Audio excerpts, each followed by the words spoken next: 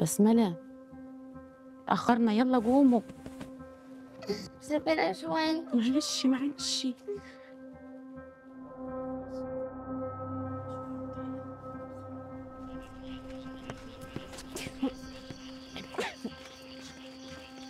أنا بكره الياسمين،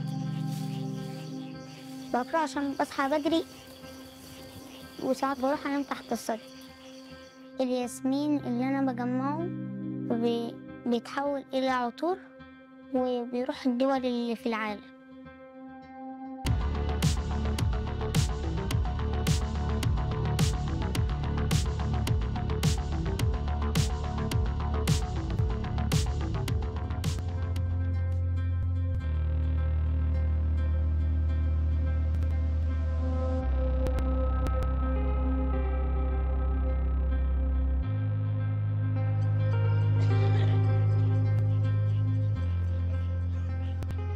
أنا ما معيش إلا كشاف واحد، عيالي مش هيشوفوا يجمعوا في الضلمة. يلا يا بابا، يلا يا أنس، يلا عشان تلحق الحضانة الجدع.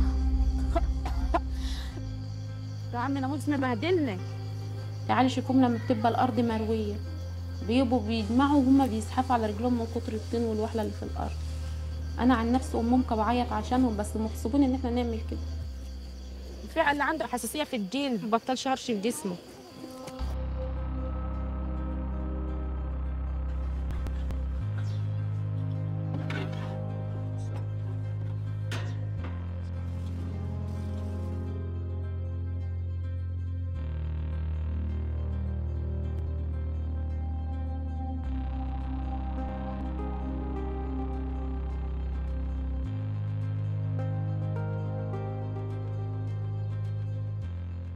On paper, they are promising so many good things like supply chain transparency and the fight against child labor.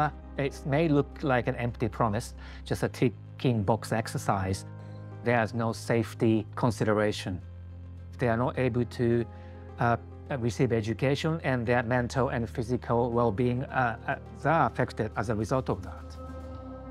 All of these are quite clear indicators of the hazardous work which may constitute the worst form of child labor.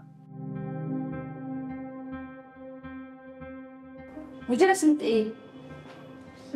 مش شايفاها. طب ودي؟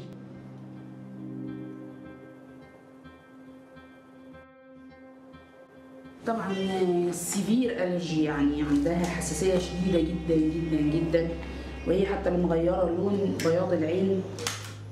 الاستمرارية في طبيعة العمل ده، وطبعا عدم أخذ علاج باستمرار للالتهابات دي بيأثر على النظر والكواليتي بتاعت الرؤية. A lot of these fragrance companies say, oh, we have all kinds of auditing schemes in place to ensure that there is no child labor anywhere in our supply chain. But what your research reveals is that those systems aren't working. The major root cause is the price. The price is something that is very much within the control of the fragrance houses and of the masters. أنا عايزة الناس كلها تبقى تحط ريحة وتحط برفان زي ما هي عايزة، بس أنا عايزاهم بس لما هم بيرشوا كده على نفسهم يشوفوا فيها ألم الأطفال، ويتكلموا بصوت عالي يسمعوا أصحاب المصانع والناس اللي بتستورد من أصحاب المصانع يشوفوا فيها ألم الأطفال. حرام يظلموا الأطفال بثمن البرفان اللي أنت بتقولي عليه ده.